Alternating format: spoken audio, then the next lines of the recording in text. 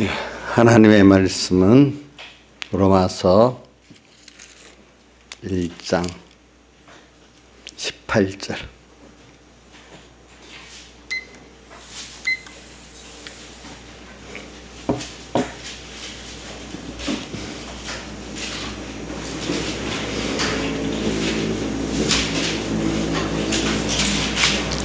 로마서 1장 18절부터 봉독하겠습니다.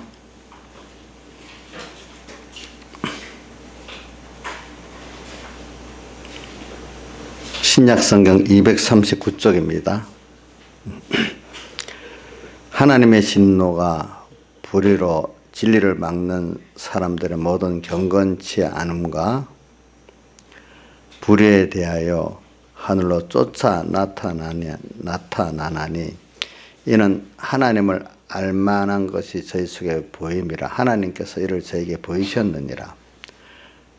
창세로부터 그의 보이지 아니하는 것들 곧 그의 영원하신 능력과 신성이 그 만드신 만물에 분명히 보여 알게 되나니 그러므로 저희가 핑계치 못할지니라.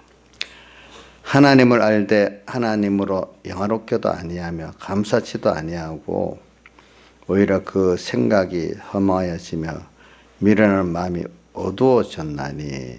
여기까지 봉독하고 넘겨서요. 3장 19절부터 24절까지 봉독하겠습니다. 3장 19절 242쪽입니다. 우리가 알거니와 무릇 율법이 말하는 바는 율법 아래 있는 자들에게 말하는 것이니 이는 모든 입을 막고 온 세상으로 하나님의 심판 아래 있게 하려 함이니라. 그러므로 율법의 행위로 그의 앞에 어렵다함을 얻을 육체가 없나니 율법으로는 죄를 깨달음이니라. 이제는 율법에 하나님의 한 의가 나타났으니 율법과 선지자들에게 증거를 받은 것이라. 곧 예수 그리스도를 믿음으로 말미암아 모든 믿는 자에게 미치는 하나님의 은이 차별이 없느니라.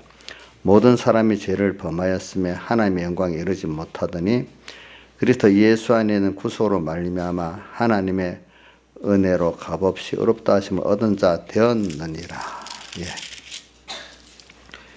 그 다음, 이거는 제가 여러분들, 나중에 보도록 하겠습니다. 오늘 이 말씀에서 저 보니까, 처음 1장 18절이 바로 1장 17절을 말씀한 것을 이제 그때부터 하나님의 의를 이제 해석하는 시작이 되는 겁니다. 자, 복음에는 로마서 1장 17절 자 외우죠. 자, 같이 외워보겠습니다. 안 보고 외웁니다. 복음에는 하나님의 의가 나타나서 믿음으로 믿음에 이르게 하나니 기록된 바 오직 의인은 믿음으로 말미암아 살리라 한과 같으니라. 이번 공과 제목이 뭐죠? 의인은 믿음으로 살리라. 근데 우리 공과를 생각하면서 먼저 합시다. 의인이라고. 여러분들 의인이냐 죄인이냐 이러면 대답하기 곤란하잖아요. 그죠? 근데 그 앞에 전제 조건을 좀 붙여야 되죠. 뭐든지. 그죠? 이제. 그러니까. 자, 그래서 이정수 씨는 의인이야 죄인이야? 전제 조건을 안 붙이면 죄인으로 대답할 수도 있고 의인으로 대답할 수도 있고 그렇잖아요. 그죠? 근데 본인은 한번 전제 조건 붙이지 말고 본인은 어떤 사람이라고 생각해요? 대답하기 일부러 곤란하게 지금 만드는 겁니다. 이제 제일 이렇게 물을 땐 정답이 의인도 되고 죄인도 됩니다. 이제 그 왜 그럴까 이제 이래 나오면 더 정확하게 나오겠죠. 예수님의 대속의 의를 입었을 때는 의인이고 원래는 대속의 의를 입기 전에는 내가 어떤 사람이라고요? 죄인이다. 이제.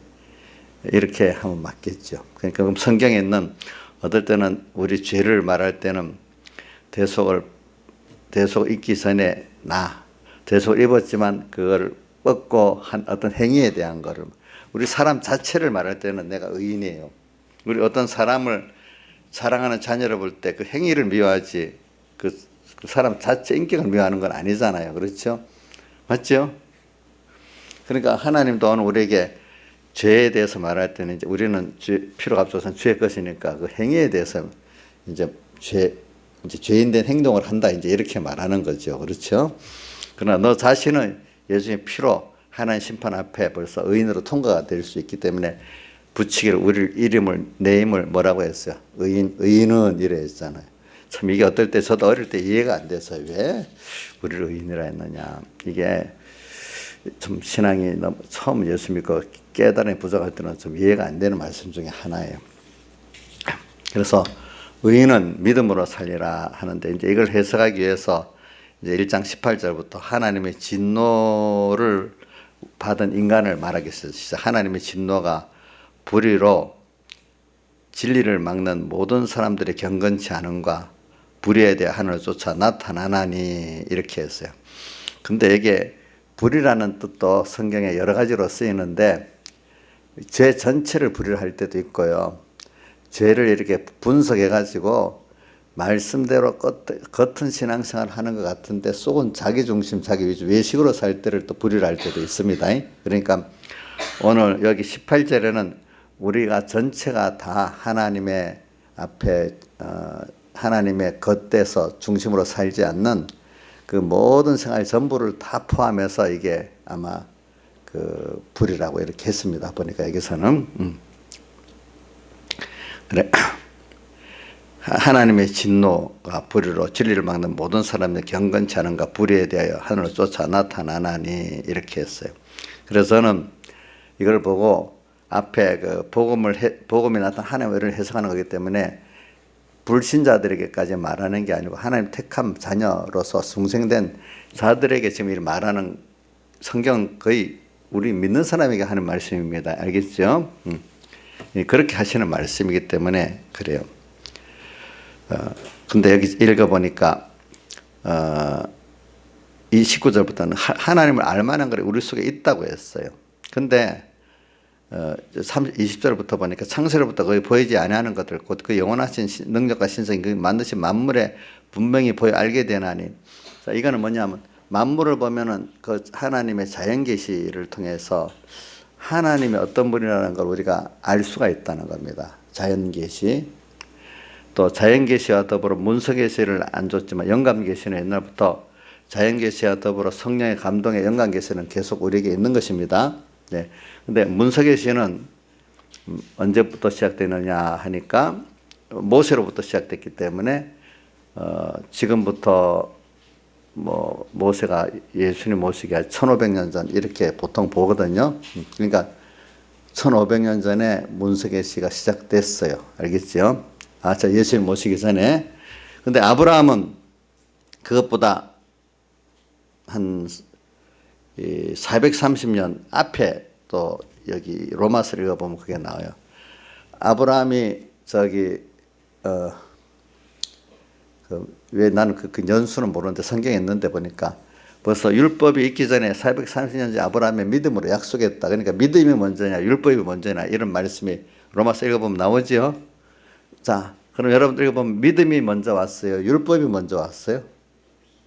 그러니까 이 믿음은 또 영원전 믿음이지만 아브라함의 믿음을 기준으로 했을 때 얘기. 아브라함이 믿으니 그를 의로 여겼다. 아브라함이 뭘 믿었어요? 이삭을 주겠다는 그 약속을 믿으니까 물론 아브라함 믿음 그것만 아니 통칼적인 믿음이 큰 건데 거기서는 딱 집어서 말한다면 100살 된 75세 아들 주겠다고 약속했는데 100살까지 안 줬잖아요. 그죠?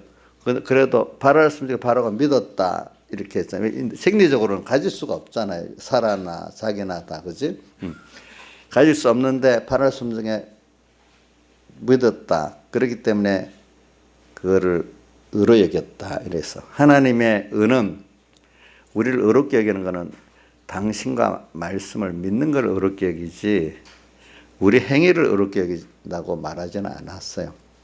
그래서 사람들이 너무 어두워지기 때문에 하나님의 뜻을 찾을 줄 모르고 자기가 그래서 율법을 줘갖고 먼저 죄를 지으면서도 율법이 없으니까 죄를 짓으면서 죄가 죄인지를 모른다 그랬어요. 율법이 있기 때문에 죄가 죄로 드러난다는 말씀이 로마서 읽어보면 나옵니다.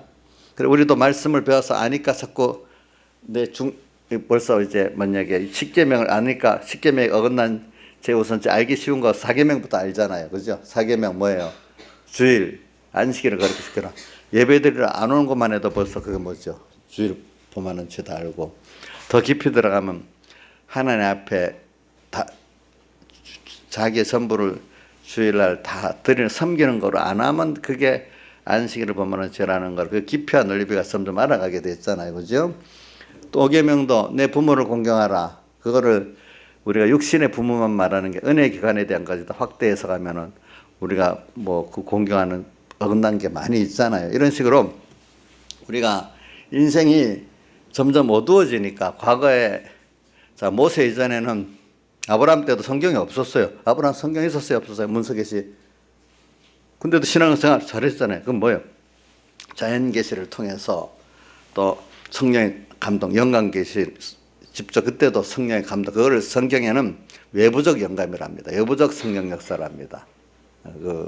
이거는 성경의 교리적인 어떤 연구하는 면인데, 그러니까 신약 시대는 내재적 성령 역사랍니다. 요정 단어만 여러분들 요 정도 배우고 이거 깊이 하려면 나도 이걸 더 아주 명확하게 알지는 못합니다.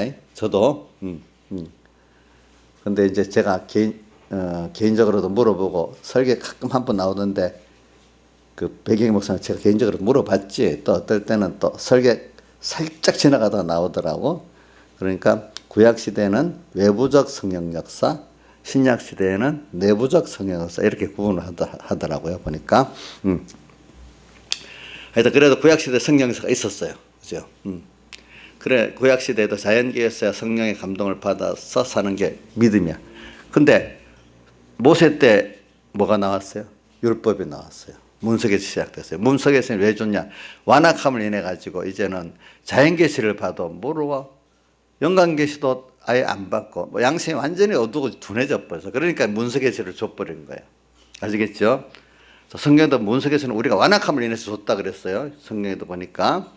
자, 과거 아브라함의 그 시대 이전에는 문서계시가 없었는데도 신앙생활 잘했잖아요. 그죠? 그만큼 마음이 완악하지가 않았다는 증거죠. 근데 뭐 율법을 주는 거는 그 앞에도 율법이 오기 전에 믿음으로 얼마든지 살아서 구원을 이루어 나갔잖아. 근데 문서계시가 왔어. 근데 그 율법은 결과적으로 믿음으로 사는데 도움을 주기 위해서 율법이 온 거야. 순서로 보니까. 맞죠? 김민기 선생님, 순서로 보니까 그렇죠. 과거 시대에도 구원 이뤘으니까. 근데 율법이 왜 갑자기 왔겠어? 너무 완악해지니까 사람들이 그 죄를 먼저 깨닫게 하려고 준 거야. 알겠죠? 그래서 그래서 오늘 여기 창세 보이지 않는 신성이 있어서 저희가 핑계치 못한다. 20장 끝절에 나오죠. 자, 우리가 잘 신앙 양심을 써서 중생된 사람은 자연계시를 보고 또 힘써서 하나님 중심의 사람으로 성령의 음성을 들으려고 하면은 듣게 된다는 말이에요. 알겠죠? 근데 이제 우리가 문서계시를 율법으로 먼저 잘 또 사용을 하게 되면은 또 명확하게 내가 죄를 깨닫고 더 은혜의 길에 들어갈 수 있는데 도움이 된다는 거지. 율법 자체를 가지고 구원을 이루는 게 아니다 이 말이에요. 자, 이제 제가 이 순서를 말했으니까 알겠죠? 그죠? 자, 제가 순서를 말하니까 지금 여러분들 생각지 못하는 거 다시 듣고 깨달을 수가 있는 것입니다. 근데 이게 제가 독단적으로 창의적으로 한 말이 아니에요. 로마서 읽어보면 그렇게 순서가 돼 있어요. 근데 사람들이 보고도 모르는 거지, 그거를 보니까. 그래서 21절 하나님을 알긴 아는데 이제 하나님을 영화롭게도 아니하고 감사치도 아니하고 살아. 자, 자, 성도의 제일 되는 목적은 성경을 이래저래 보면은 그래서 저기 웨스트민스터 소요리 문답에 성도의 제일 되는 목적이 뭐냐? 하나님을 영화롭게 하고 하나님 기쁘시 하는 게 성도의 제일 되는 목적이다. 그러면 그럼 우리는 어떻게 되는 거? 하나님 종이야? 하나님을 영화롭게 기쁘게 하면 하나님이 나를 또 영화롭게 하고 기쁘게 해주는 그 은혜의 관계란 말이에요. 내가 먼저 하나님께 은혜를 받은 자로서 그 은혜를 알고 하나님께 감사하면서 하나님을 영화롭게 하고 기쁘게 하는 삶을 살면은 그분은 은혜의 관계이기 때문에 은혜 관계는 은혜를 감사하면 은혜를 더 주지요. 그렇죠? 은혜의 관계 속에 살 때 사람이 삶의 의미가 있고 사람이 그 기쁨이 있고 평안이 있는 거 아니겠습니까? 그죠? 자, 은혜 관계가 사람 사는 데는 아주 제일 중요하죠. 은혜 관계는 다른 말로 하면 무슨 관계? 사랑의 관계잖아요. 사람이 삶에 있어서 은혜 관계, 사랑의 관계 없으면 삶에 의미가 없어요. 의미가 없대도 제일 우선 눈에 보이는 육신의 사랑이지만 우리 가정 보면 은혜가 없고 사랑이 없던 그 가정이 삭막하잖아요. 그러면 가까운 사람일수록 더 만나기 싫고 힘든 사람이 되잖아요. 우리 어떤 때 보면 가족인데 가족이기 때문에 더 힘들 수 있잖아요. 그만큼 사랑으로 은혜로 교제해야 되는데 사랑과 은혜가 없다고 자기중심이 되니까 더 가까운 사람일수록 힘든 거예요. 그렇죠? 아직 저 김일성 아들 김정은 손자지. 김정은이가 하는 거 우리가 힘들지 않잖아. 그거는 누가 힘들어? 내 가족들이 힘들지. 같은 교우들이 힘들지. 그렇지 않겠어요? 예. 그건 틀린 소리가 사실이란 말이에요. 그러니까 예수님께서 집안 식구가 뭐예요? 원수다. 여인자 예수님 딸하고 원수겠네. 우리 여기 딸이 어디 갔어? 한 사람 앉아있더니 지민아 너 안 보인다. 이게 목사님 보이게 앉아야지. 빨리 숨어갖고 뭐라 빨리 땡기. 우리 이지민하고 이인자라는 두 성도가 서로 원수래요. 예수님께서. 참 예수님도 참 못된 이상한 말을 하고 있네. 근데 원수가 될 때도 있고 안 될 때도 있는 거지. 주님 떠나서 자기중심이 되면 서로 원수지. 그렇죠? 주님 은혜 아래에 있으면 한 몸의 생명이고 이제 이래 되는 거 아니겠어요? 그래서 오늘 여기 하나님을 우리가 알 때 하나님을 영화롭게 하고 기쁘게 하는 게 성도의 제일 되는 목적이면 그렇게 하면 당연히 은혜 하나님이니까 나를 가장 또 복되게 영화롭게 기쁘게 만들어줄 분이란 말이에요. 부모 자식 간에 보면 우리 이성수 씨 아들이 그러면은 아들한테 엄마를 알고 엄마를 더 기쁘게 일하려면 엄마가 그래 받아먹고 잘한다 받아먹고만 이렇게 해서 그 이상 더 또 사랑하고 희생하겠어요.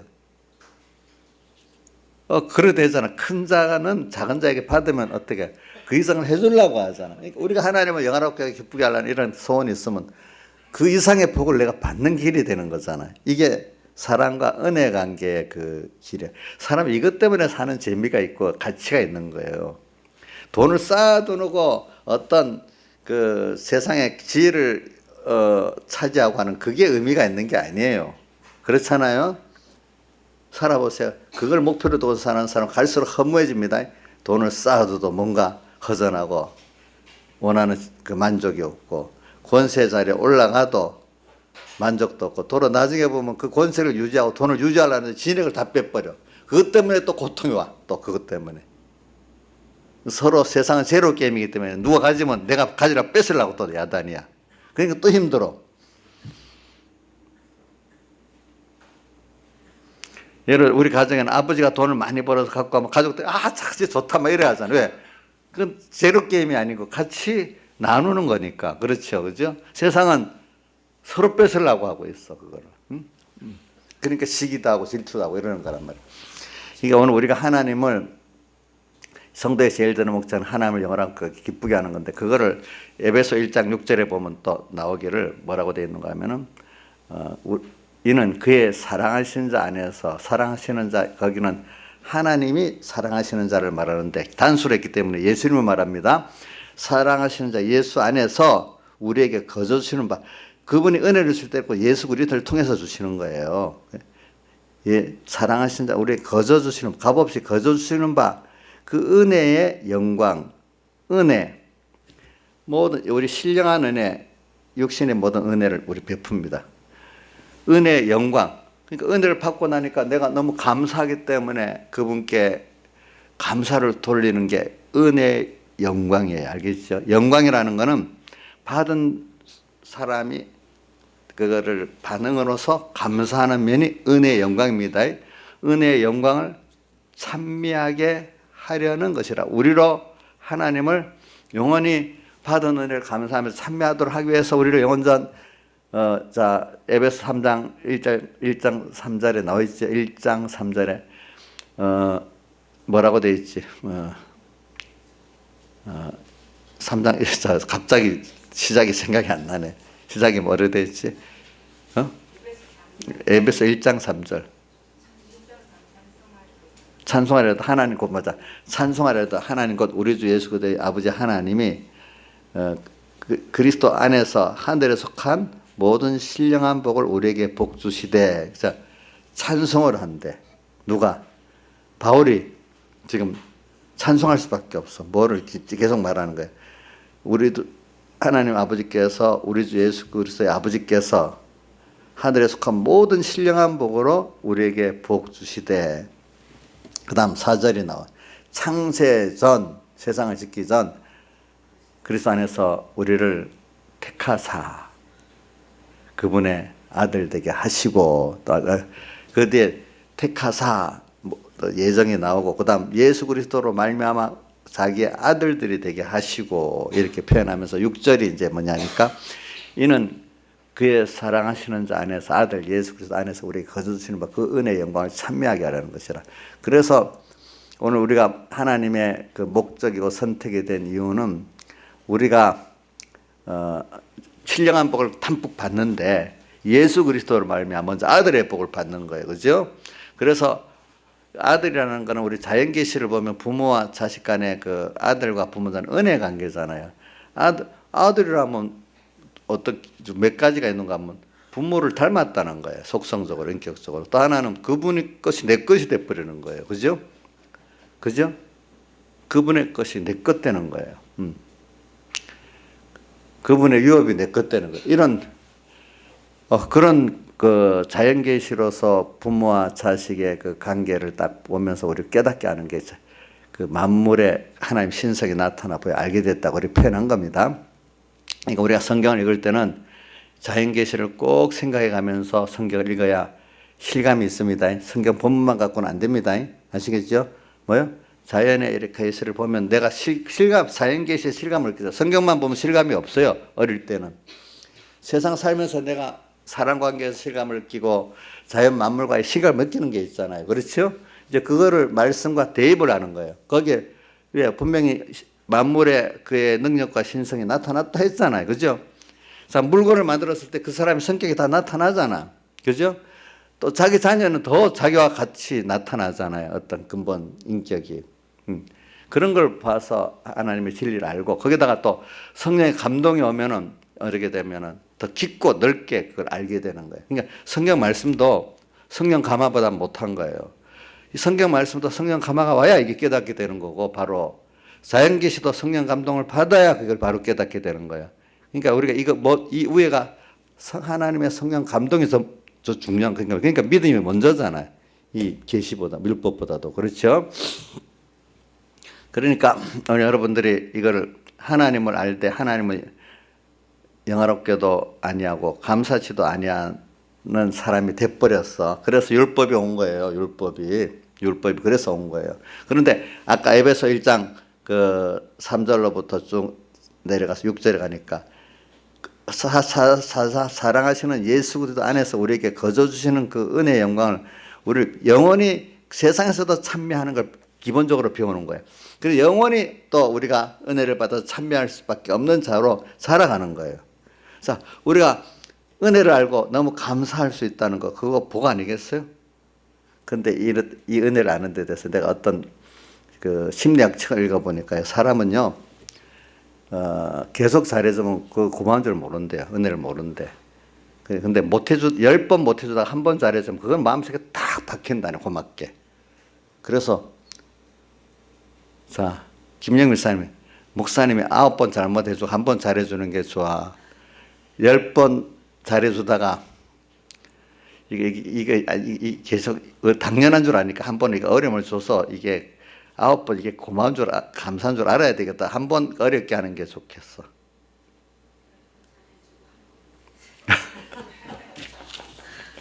그래. 그러니까 우리 고난이 있는, 그래서 고난을 주시는 거야. 잘해주다. 그러니까 전체에 비해서 고난 주는 게 작은 거야. 작은 거. 근데 이상하게 고난 그것만 딱 머릿속에 박히거든. 9개 잘한 거는 생각 안 하고. 그래서 억울한 거예요, 부모들이. 저도 억울한 게 많아요. 어떨 때 사람이 그래 하나님 보고 참 억울하겠다 생각이 많이 들어. 실컷 잘해주는 건 당연하고 한번 어렵게 된 건 날 이스라엘 백성들 뭐 어떻게 사랑했습니까? 말라기에 나오잖아. 그렇죠? 아우 나도 나를 봐도 억울했지만 우리 성도들 믿음 없는 성도들 놔두고 좀 뭐 안 믿음 있다고 자처하는 성도들 보면 더 억울할 거야 하나님 볼 때. 자 김영임 목사님도 자식들한테 잘해주는데 이게 한 가지 뭐 그렇다고 그거를 딱 뽑고 엄마 미워한다고 하고 이래하고 그동안 베푼 그 사랑은 모르면 엄마지만 그 사랑으로 다 수용하겠어요? 좀 억울하겠어요? 예? 억울해요. 우리 하나님도 억울하겠지. 그래서 진노라고 나오잖아요. 하나님도 진노가 있는 거예요, 거기에. 왜?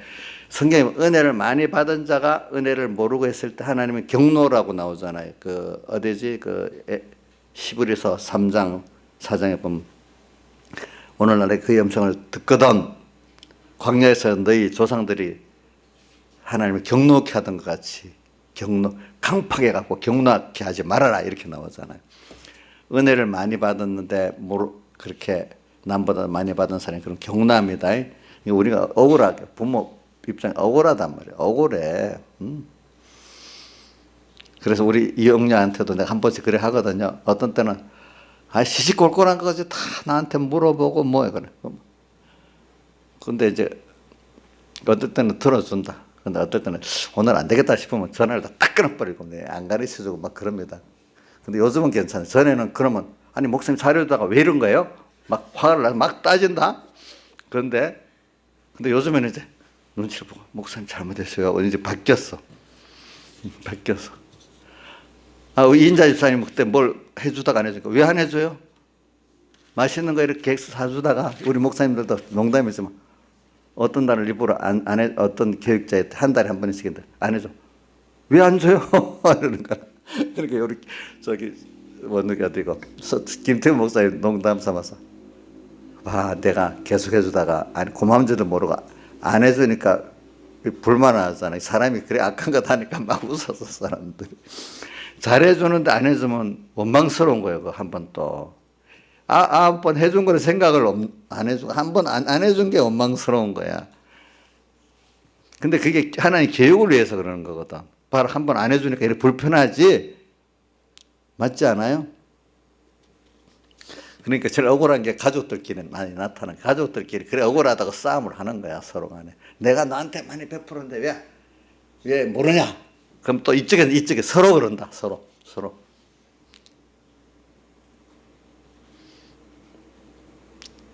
그러니까 은혜를 이제 그 생각의 차이죠. 그러니까 사람들이 뭐라고 세상 말도 은혜는 물에다가 쓰고 원수는 돌에다가 새긴다고.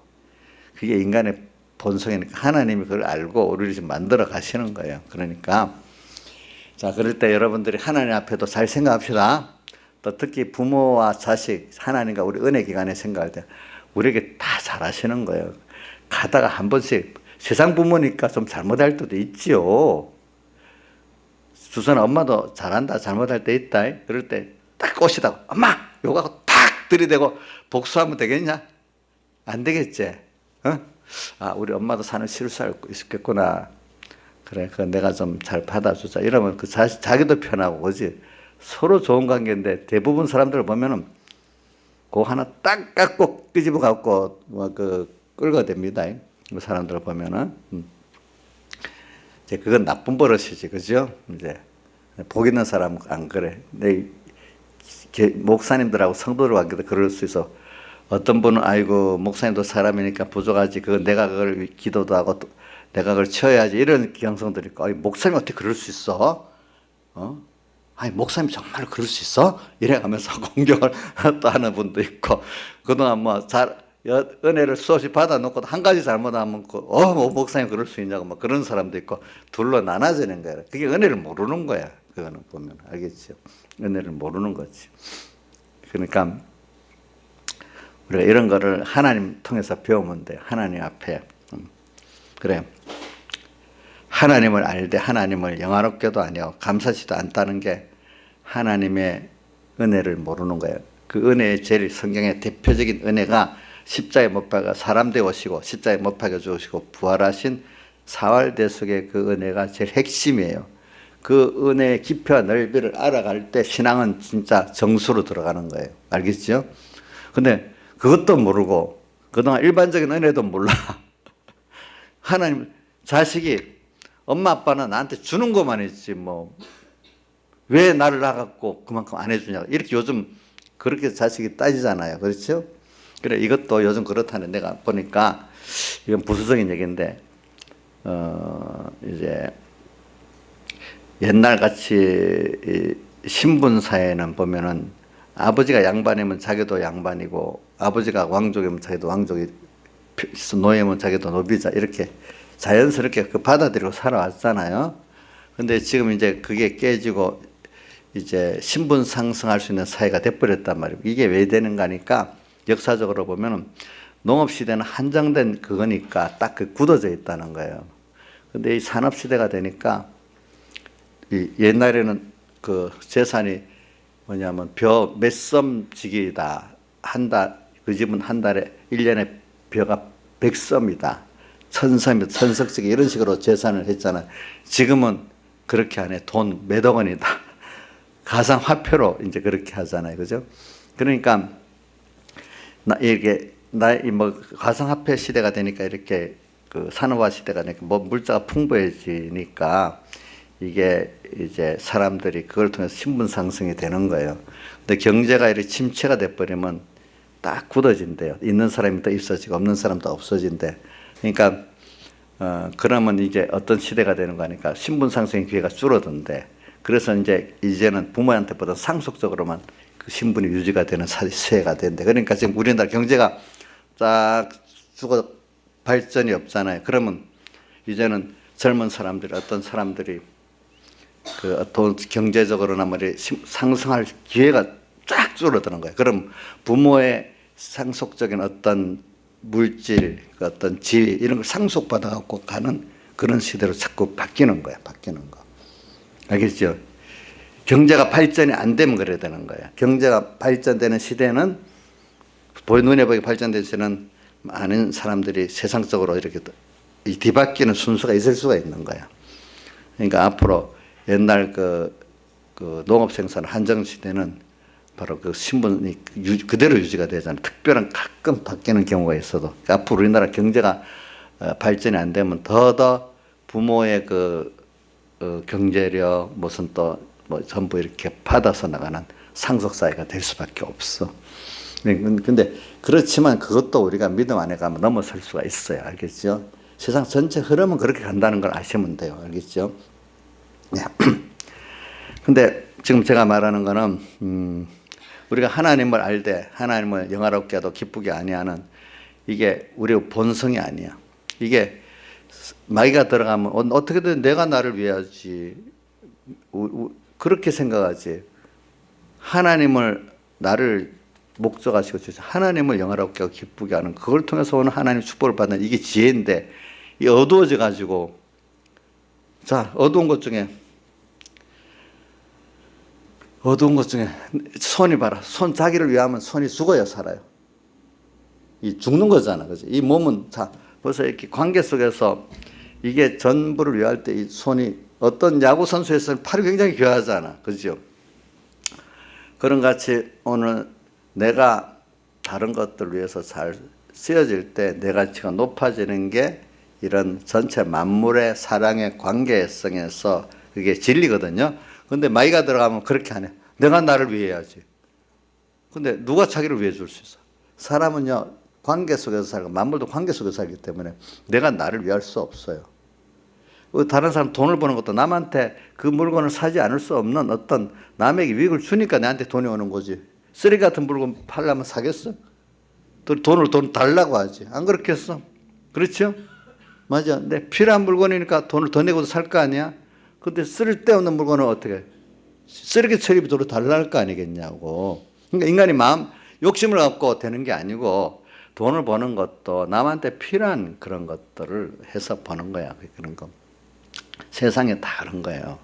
그래서 옛날에 그 농업 자족 시대는 재화가 풍부하지 못해. 근데 이제 서로 내가 했던 것이 다른 사람이, 이건 내가 설교지만 이것도 어떤 설교만 하면 여러분들이 너무 어떤 그 실감을 못 느끼니까 내가 세상을 끌어대고 얘기하는 겁니다. 그러니까 어떤 이 운송이 있고 교류가 있어야 내가 쓰던 거 많이 생산해서 남을 나눠줘. 그러면 그 사람께 내겨. 그러면 저기 뭡니까? 내가 더 풍부해, 물질적으로. 근데 옛날에는 내가 쓰는 거 내가 다 만들라니까 어떻게 한정되지. 또 흉년이 나면 굶어 죽어. 다른 데 거 올 수도 없어. 그래서 우리나라에 박지원이라는 사람이 열하일기라고 저기 썼잖아요. 보면 옛날에 저 중국 건룡제 생일에 이제 사신으로 왔는데 그 사람이 중국에 가서 쓴 열하일기에 보면은 우리나라에 도로도 닦고 이렇게 운송수단을 많이 도로 닦고 이렇게 해서 활발하게 해야 나라가 부자가 된다. 왜? 우리나라 보니까 도로도 안 닦고 하니까 한쪽에는 곡식이 많이 나도 거기서 끝나고 저쪽에는 없으니까 굶어 죽고, 그러니까 더 생산할 여력이 있는 데는 더 많이 생산하고, 그래서 서로 나눠가면 이렇게 전체적으로 부강해질 건데, 그렇게 말했더니 양반들이 쌍놈이라고 막 그걸 금소로 해갖고 딱 저기 책을 못 보게 만들었어. 그래서 지금은 이제 보지요, 그죠? 그게 맞는 말이잖아. 우리나라 역사에 보면 고려 왕건 그 고려 초가 제일 부강했다 그래. 왜냐하면 그 왕건 아버지가 상인이, 아라비아까지 했던 상인이 있잖아. 그러니까 교육을 많이 하니까 각지에서 이렇게 물자가 풍부하게 나타나는 거, 돌아가는 거예요. 그때 배로. 그래서 경제적으로는 고려 초가 제일 부강해 살았다 그래요. 보니까. 이 교통, 운송 수단이 있고, 지금도 우리가 봐요. 우리나라 자 전부 외국에서 배로 실어와서 먹고 있잖아. 우리나라에서 나는 거는 굶어 죽어. 그렇죠? 세상이 미국의 중부 지역에 나는 그 곡물이 세계를 살리는 거야. 거기 흉년 들면 세계가 배고픈 거야. 그러니까 온 세계가 돌아가기 때문에 지금 이를 먹고 사는 거예요. 그렇죠? 자, 그런 교통, 운송이 잘 돼야 되고, 상업이 잘 돼야 그 자체가 그 지역에서 많은 물건을 생산해서 썩혀두는 게 아니라 남을 나눌 수 있잖아. 오늘도 그와 같이 우리가 내게 좋으면 남을 많이 나누면 서로 풍부해지는 거예요. 사랑으로 나누면. 무슨 뜻인지 알죠? 내가 나를 위하겠다. 그게 세상의 어떤 제가 물류, 재화적인 면으로도 얘기하는 겁니다. 그러면 나 혼자 내가 벌어서 내가 쓰면 가뭄이 와봐. 내부터 굶어 죽잖아. 그렇죠? 한계가 있잖아요. 그렇죠? 세상이 그렇게 돌아가도록 돼 있다고요. 그러니까 세상이 잘 돌아가도록 만드는 게 운송수단이고 상업적 네트워크거든요. 이제 그게 잘 되는 시대마다 나라마다 부강했고, 그게 다칠 때마다 가난해졌고 그런 거예요. 보니까 제가 이걸 말하는 건 사람도 사람끼리 서로 사랑하고 나누고 할 때 인간의 그 심성도 풍성해지고 그래. 근데 그것보다 하나님과 나 사이를 들여다봐. 그럼 얼마나 풍성해지겠어? 그렇지 않겠어? 그분은 나하고 비교가 되지 않는 크신 분 아니겠어요? 그분께 내게 다 드려지면 손해겠어요? 당장은 손해갔지만 그분은 창조에 능력 있고 있는 그분이 내가 영육의 모든 걸 풍성해 주지 않겠어요? 그렇죠? 그러니까 하나님 앞에 억울한 게 없어. 우리는 억울하면 하나님이 억울하지 무슨 우리가 억울하겠어. 예? 이인자 집사님 예수 믿는 것 때문에 뭐 이것저것 좀 못하는 게 많아. 억울해요? 도리어 알고 보면 내가 하지 말라고 한 건 내가 가서 망할 길, 그지? 그거 막는 거고, 하라는 거는 그걸 복을 하나님께 내가 만들라는 하나님 주시는 걸 받게 하기 위해서 그러잖아. 하지 말라는 건 이 죄악의 그 뭉퉁이에 고난당하는 걸 건져내려는, 들어가지 못하게 하고 또 건져내게 하기 위해서 그러는 거잖아요. 그러니까 부모가 자식 기원할 때 그런 거잖아요. 그죠? 그럼 이 자식이 깨닫지 못한 자식은 엄마는 전부 하지 말라고 한다. 하고 싶은 거. 자기 하고 싶은 다 하면 더 망하고 망하는 길을 가는 거잖아. 근데 그거 막는 거고, 또 하라는 거 해야 그 자기가 그 복을 받아서 나가잖아요. 그래, 오늘도 우리가 그걸 깨닫고 하면 돼. 하나님의 계명이 사랑이라고 여기지면은 여러분들이 그걸 계명을 기쁘게 할 수 있고, 더 나아가서 나를 위해서 그분이 얼마나 희생한 사활에 대해서 선택부터 사람들이 어제 십자가에 못 박혀 죽으시고 부활하고 지금도 우리 함께 하시는 그 주님을 생각하면 나를 사랑해서 다 주신 주님, 우리가 뭐 받는 거 있잖아요. 그분이 원하시는 거니까 내 다 드려서 할 수 있으면 더 좋은 거예요, 그게. 그렇죠? 내가 좀 내 거를 정말 은혜를 아는 사람 내게 드려서 손해보는 게 더 좋잖아요. 그래야 마음이 좀 흡수하잖아. 받으면 또 미안하잖아요, 또. 그죠? 근데 은혜를 사랑하면 또 베푼 사람은 더 해주고 싶거든. 그 원리가. 안 받는데도 더 해주고 싶거든. 나는 그분 위해서 더 드리고 싶고, 이게 주님과 우리의 관계거든요, 보니까. 근데 하나님은 맨 필요 어려울 때만 마음대로 지 마음대로 살다가 어려울 때만 하나님 믿습니다. 도와주세요. 이래 하면 다음에 어떻게 하겠습니다. 이러고 또 되고 나면 딱 잊어버리고 자기 중심으로 돌아가고. 그거 은혜가 모르는 거죠. 그렇지. 은혜를 모르는 거지, 보니까. 그래서 오늘은 하나님을 알되 하나님을 어떻게 해요? 영화롭게도 아니고 감사치도 아니하는 이런 사람이 돼버려서 하나님을 어떻게 진노케 만들고 있어요, 우리가.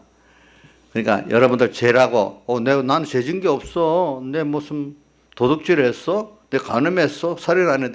이렇게만 도덕주의적으로만 생각하면 어떤 사람은 좀 회개할 게 없는 사람이 되겠지만, 오늘 우리가 여기서 첫째, 하나님을 알되 하나님을 영화롭게도 아니하고 감사치도 아니하는 입장에서 보면은 죄인이 아닌 사람이 하나도 없어요. 하나님께 하나하나 다 감사할 것밖에 없어. 내가 지금 잘 살고 뭐 하는 거 다 하나님이 줘서 된 거예요.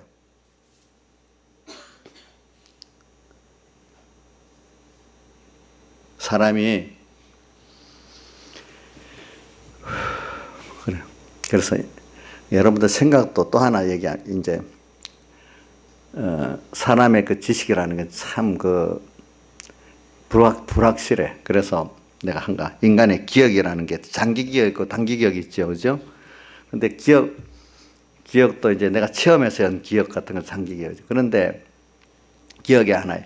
그 기억이었던 걸 끄집어냈을 때는 원래대로 그대로 나오는 게 아니고, 이 심리학 분석으로 보면 성경에도 그렇게 나와. 인간이 악하잖아요. 그러면 자기가 악한 게 편집이 돼 갖고 나오는 거야, 그 생각이.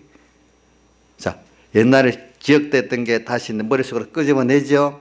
그러면 그대로 나오지 않고 나라는 사람의 된 데가 그게 편집돼 갖고 나온단 말이에요. 우리 컴퓨터 어떤 거 쓰는 사람이 꺼내 갖고 내 중심으로 쓰잖아요, 그죠?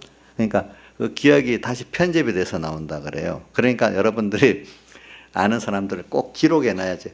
어떤 그 자체가 틀리고 맞는 것도 어떤 내대로. 그래서 저기 보면은 사람이 과거 갖고 이렇다 저렇다, 이렇다 이렇다 막 싸움을 많이 합니다. 그 좋을 때는 그 기록이 있으면 다투지 않습니다. 그래서 저는 이래 그 금전 기록을 꼭 그 이체를 통해서 거의 합니다. 왜? 돈으로 주고받아 어떨 때는 기억도 안 나고 내가 떼먹을 수도 있고 주고도 못 받을 수도 있고 그래요. 그래서 나 집사님이나 돈 빌려주고 인자 집사님은 옆에 증인을 딱 세우는 거예요. 나부터도 믿을 수가 없기 때문에 내가 두 번 달라고 할 수도 있잖아, 어떨 때. 또 본인도 안 주고도 주고도 할 수 있고. 이게 전부 나이가 들수록 기억이 좀 없어지기 때문에, 그래서 꼭 웬만하면 내가 이체하자 하거든요. 그러니까 자기 기억을 믿을 수 있겠어요, 없겠어요? 조양자에서 믿을 수 있어, 없어? 그 뭐든지 내 생각, 기억이 맞다 우기 세우면 되겠어? 그러니까 기억을 딱, 제가 한 번씩 우리 조양자하고 다툴 때는 기억을 딱 갖다 씁니다. 이래. 맞네. 자주 그럽니다. 나는 진짜 기억 버릇이 돼가지고 여기 네이버 칼린더 같은 데다가 그날 중요한 건 딱 기록해 놓거든요.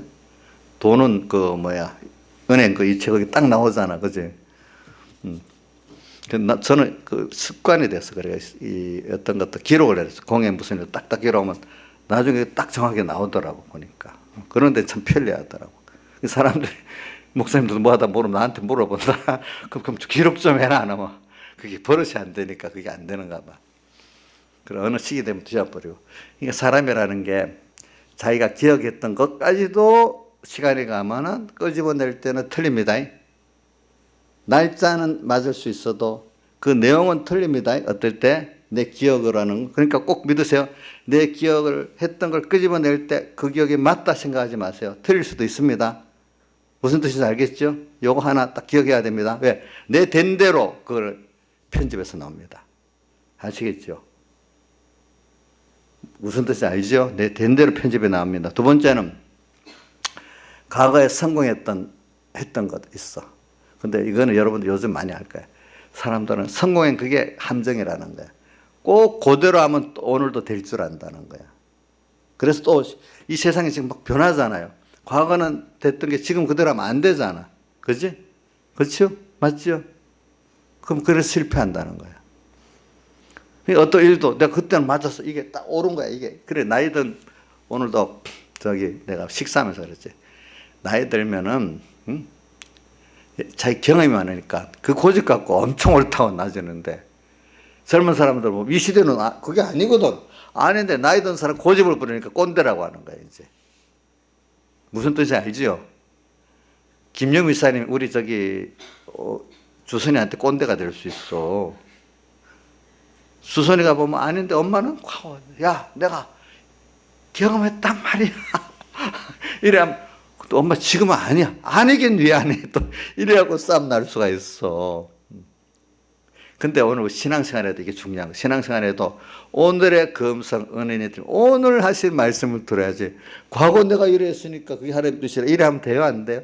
여러분들 많이 배웠어요. 이제 그동안 하셨으면 모르는 교인들은 과거 진리 같으면 지금도 그렇다는 걸 사람들은 모르게 그렇게 생각하고 있는 거예요.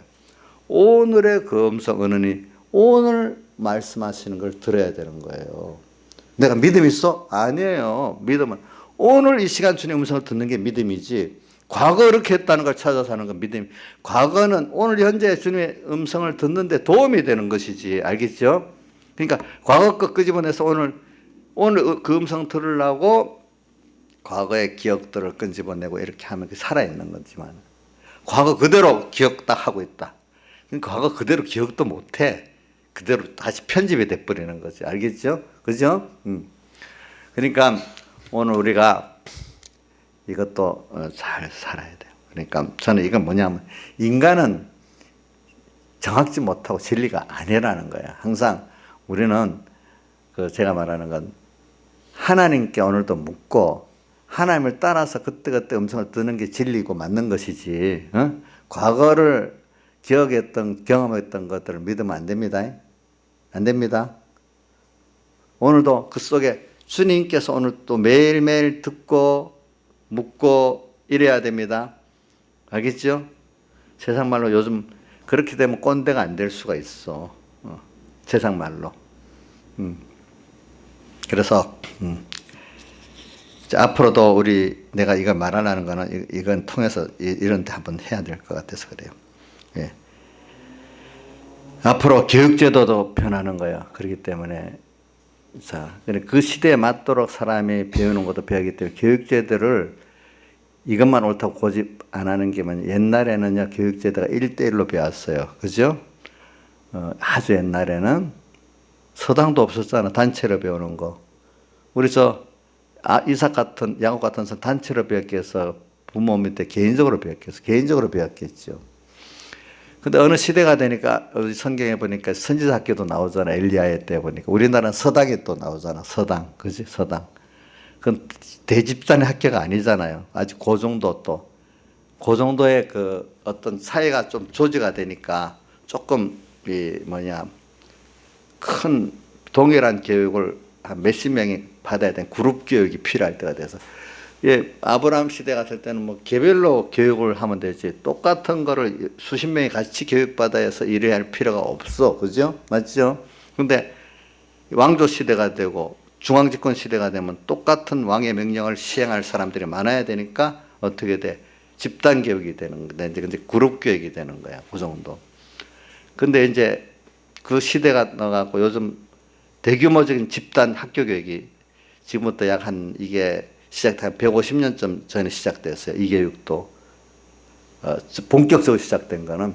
근데 물론 유럽에는 대학이 있어서도 대학이라는 숫자가 몇백 명 한 100명, 200명 이런 정도 수준이지 지금까지 1000명, 2000명 이런 수준이 아니거든요. 그래서 여기 우리 요즘 같은 대규모적인 그런 집단 교육은 독일의 그 프리데릭 대학이라는 사람이 있어요. 그 사람에 의해 가지고 집단 대규모 교육이 시작이 돼서 그래서 전 국민 교육을 시키는 거예요. 전에는 전 국민 교육이 필요 없었잖아요. 지배계급 일부만 교육받으면 되잖아요. 그렇죠? 그래서 전 국민이 이제 그 교육을 받아갖고 그게 뭐냐면 그 시대에 맞게 그 시대는 이제 과학이 발달해갖고 대규모 공장도 일어나고 하니까 똑같은 공장에서 글을 읽고 일할 수 있는 대규모 교육이 필요한 거예요. 산업교육. 그게 시작된 게 지금까지 교육이야. 그래서 우리나라도 글도 있고 뭘 배워서 말은 알아듣고 움직여야 되니까 대규모 집단 교육이 필요했지만 이제는 점점 사회 구조가 전문직 고도화되어 나가니까 그런 거 필요 없고 그건 기계가 대체해 나가잖아요. 그렇죠? 그러니까 이제 그 교육이 받아봐야 나 쓸 데가 없잖아요. 그럼 점점 쓸 데가 없어지면 아이고 이제 전에는 죽어도 대학 간다 하는 사람이 대학 안 가는 사람이 많아지고 그렇게 돼버리는 거예요. 이제 교육이 그 세상의 산업의 흐름에 맞도록 이제 전문적으로 분화가 되는 거예요. 그러면서 교육은 뭐냐면 옛날에는 우리가 할 때 한 직장 다니면 평생 다닌다는 생각을 했는데 이제는 10번도 20번도 바뀌는 시대가 된다는 거예요. 그러니까 바뀔 때마다 교육을 받아야 되니까 교육은 규모가 커지는데 저는 대집단 교육이 없어지고 그룹식으로 소규모적인 교육들이 많이 생긴다는 거죠. 학원 형태가 더 많아지는 거죠. 이제 전문 교육이. 계속 배워야 되니까. 그런 제가 말하는 거 교육을 하나 바꿔 그 시대마다 하나의 그렇게 만들어 가니까 교육의 방침도 바뀌어야 안 되겠어요? 그렇죠? 그렇죠? 그런 같이 이 사회가 이렇게 변하니까 대학 좋은 대학만 가고 뭐 하면 된다 이런 식으로 딱 나가면 나중에 공부한 게 소용 없어질 때가 되는 거예요. 무슨 뜻인지 알겠죠? 그러니까 그때마다 하나님이 세상은 흐름을 바꾸기 때문에 하나님 뜻을 따라가야 되는 거잖아요. 그게 옳은 길이잖아요. 근데 모든 사람은 과거 좋은 학교만 나오면 되니까 뭐가 되니까 하면 그게 안 맞는 거예요. 정책자들도 조심해야 되고 개인도 조심해야 되는 거예요. 그런 것들이. 제가 말하는 거는 그때 제가 이렇게 말하는 사회의 흐름을 말하는 거는 사회도 이렇게 교육제도가 사회의 흐름에 따라 변한다는 거예요. 하나님이 그 세상을 만드니까 사람 그거 뒤따라갈 수밖에 없는 거예요. 근데 그걸 하나님 따라 미리 내다본 사람들은 더 편하게 가겠죠. 그렇죠? 안 그렇겠어요? 오늘도 우리가 하나님을 따라 우리는 모르지만 하나님을 따라가다 보면은 지혜가 앞서서 나가는 사람이 되는 거예요. 그렇죠? 나는 모르는데 하나님이 이끌고 나가는 거예요. 알겠죠? 사람이 내 지혜로 가는 거 아닙니다. 그러니까 사람은 다 모든 하루아비 일도 사람 모르는 게 사람이랍니다. 모르는 거 사람이랍니다. 그러니까 우리가 이걸 하나님을 따라서 오늘 가는데 그래서 저는 여러분들에게 이런 하나님을 따라가는 게 복인데 지금 제가 이제 결론을 짓습니다. 오늘은 다 못하고 그러면 율법의 하나님의 의가 있고 하나님의 의를 믿는 믿음의 의가 있는데 자 율법의 의, 하나님의 의, 믿음의 의 이 세 가지가 있습니다. 자 율법의 의는 누가 완성했지요? 사람이 완성할 수 있어요? 없어요? 오늘 3장에 보니까 율법의 마침은 예수님께서 율법을 마침이 됐다는 뜻이 오늘 본문에 아니고 다른 데 있는데 예수님이 율법을 완성했어요. 하나님의 의가 이제 율법 외에 21절에 하나님의 한 의가 나타났다 이 말은 율법을 예수님이 완성하신 거예요. 그게 하나님의 의예요. 근데 사람은 율법의 의를 완성할 수가 없어요. 사람이기 때문에. 아시겠죠? 율법은 도리어 우리에게 왔을 때는 우리 죄를 여기 앞에 이 19절 볼때요. 율법이 말하는 바는 뭐라고 했어요? 율법 아래 있는 자들에게 말하는 것인데 어떻게? 모든 입을 막아버리고 어떻게? 온 세상으로 하나님의 심판 아래 있게 하려. 심판 아래 있게 한다는 말은 너가 죄인이라는 것을 딱 알게 하는 거라 이 말 아니겠습니까? 그렇죠? 뭐라고요? 입을 딱 막아버렸어. 자기 의인이라고 못하게. 어떻게? 하나님 심판 아래 죄인이라고 확실히 믿도록 하기 위해서 율법이 왔다는 거예요. 그러니까 말씀을 잘 배우고 말씀대로 실행해 볼수록 내가 죄인이라는 깊이를 알게 된단 말이야. 그런데 복이 없는 바리새인들은 그 율법을 가지고 인간적인 그 수준만 생각해 가지고 내가 율법을 지킨 공로주의자가 된 거죠. 그죠? 의인된 거죠. 그러니까 아까 누가복음 18장 우리가 배운 데 구절에 보면 자기를 의롭다고 믿고 남을 멸시하게 되죠. 하나님의 법이 인간으로서 의롭게 되는 그런 정도의 법이 아닌 거예요, 여러분들. 우리는 하나님의 그 베풀으신 그 은혜, 나를 죄 없이 한 은혜, 그분이 대신 죄 없이 해줬고 의롭게 해줬고 화친되게 해줬고 대신 부활하신 이걸 내 거로 믿는 믿음으로 오늘도 이해하고 순종하는 거로 오늘 계명 중에 하나를 뜻을 찾아서 시키는 게 의지, 그게 믿음의 의지. 그러니까 예를 들어 봅시다. 우리 부모와 자식 간에 있다. 저 정상적인 잘하는 부모 밑에 자식이 있다. 그럼 자식이 자기가 뭐 은혜를 받아갖고 하나하나 하면 뭐 부모의 은혜를 완전히 다 갚는 게 되겠습니까? 아니죠. 부모는 뭘 기뻐하겠어? 부족하지만 부모의 은혜 감사하면서 그죠? 그래서 공부도 하고 그래서 뭐도 하는 그걸 기쁘게 여기지. 그렇죠? 자기가 부모한테 은혜 받은 만큼 뭘 만들어내라 이렇게 하는 거 아니잖아요. 그런 의를 할 수가 없어요, 자기들은. 그러니까 하나님과 우리 관계도 하나님은 우리가 무슨 율법의 행위 자체를 기뻐하는 게 아니에요. 그걸 할 수도 없어, 우리가. 그거를 통해서 너는 이런 안 되는 존재인데 내가 다 했고 오늘 내 은혜를 알아가지고 그걸 감사하면서 살면은 자, 그럼 어떻게 감사하면서 살까? 그럼 그때마다 하나님께 감사, 영광의 찬미를 돌리도록 그때마다 성경 10계명을 다 지키라는 게 아니에요. 우리 1호 회개, 1호 순종이라는 거 배웠죠. 오늘 너가 할 수 있는 거 요거부터 해라. 내가 회개할 게 많이 있지만 순종할 게 많이 있지만 요거부터 회개하고 요거부터 순종해라 하는 그걸 기뻐하지. 한꺼번에 아는 죄 다 회개하라 그런 뜻이 아니야. 한꺼번에 다 순종하라는 게 아니야.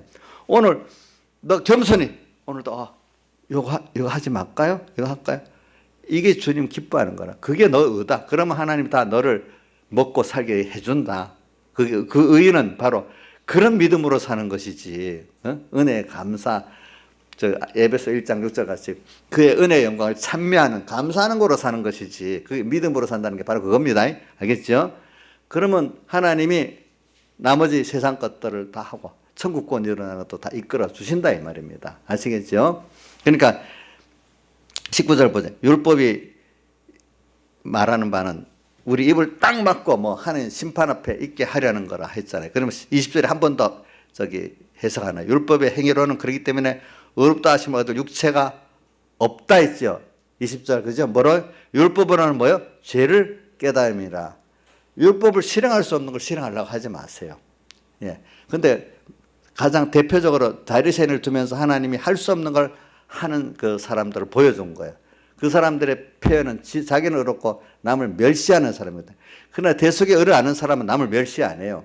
똑같은 죄인인데 이런 주님 은혜를 입고 나가자고 같이 이렇게 그 죄인들을 죄를 인정하는 건 아닌데 우리 이런 죄인 주님 앞에 은혜 앞에 같이 나가자. 나도 이렇게 은혜를 사함받고 은혜를 받았다. 너도 이렇게 하자. 이래서 자기도 의가 없기 때문에 누구 갖고 사는 거야? 하나님 의를 받아서 사는 거니까 남을 멸시할 수 있어요? 없어요?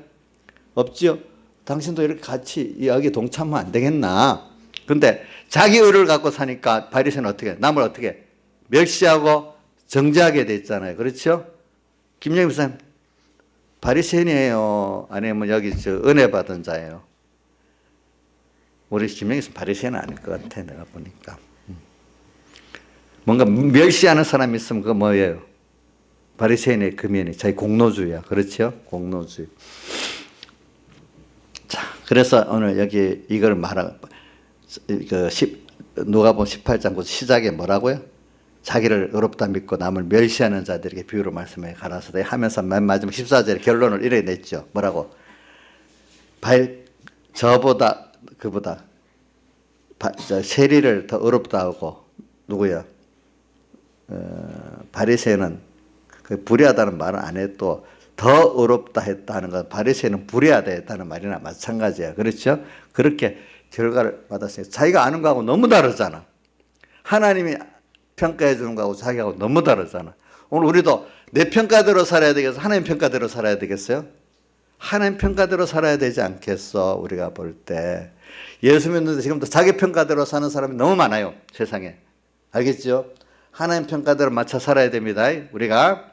자, 그러니까 율법의 한 의가 나타나는데 하나님의 의에 이 의가 예수님이 십자가에 못 박혀 죽어서 부활한 건데 미래적으로 예표적으로 보여준 건 뭐죠? 제사제도잖아. 그죠? 제사제도.